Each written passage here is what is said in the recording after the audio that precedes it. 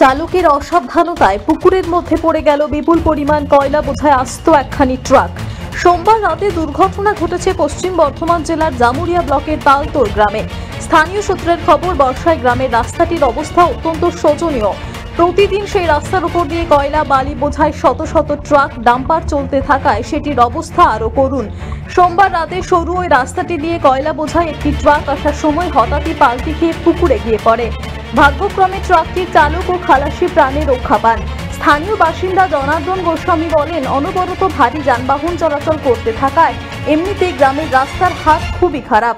বর্ষায় সেটির অবস্থা আরও শোচনীয়। মঙ্গলবার সকাল থেকেই পুকুরে পড়ে যাওয়ায় কয়লার বেশ কিছুটা উদ্ধার করেন গ্রামবাসীরা। পুকুরের মালিক মুকুন্দ বন্দ্যোপাধ্যায়ের দাবি, কয়লা ভর্তি ট্রাক পুকুরে পড়ে যাওয়ায় বেশ কিছু মাছ মারা গিয়েছে।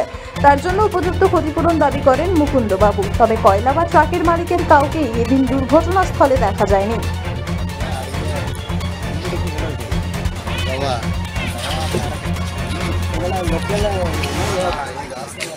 আমি এসে খবর পেলাম রাত 2:30-3টা নাগাদ এই গাড়িটা এখানে আসছিল, কিন্তু রাস্তার খারাপের জন্যই এটা পাল্টি মেরেছে। অ্যাকচুয়ালি রাস্তা খারাপের জন্য পাল্টিটা মেরেছে এবং এখনও পর্যন্ত গাড়িটা উঠাতে পারেনি।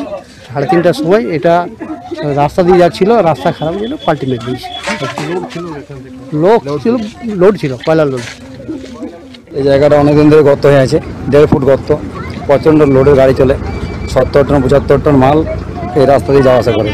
অনেকবার বলা হয়েছে, কেউ কোনো ভুরুক্ষেপ লাইনি বা স্টেপ লাইনি, যার জন্যে আজ এই দুর্ঘটনা করেছি। এই পুকুরটা আমি চাষ করি, আমার অনেক মাছের ক্ষতি হয়েছে।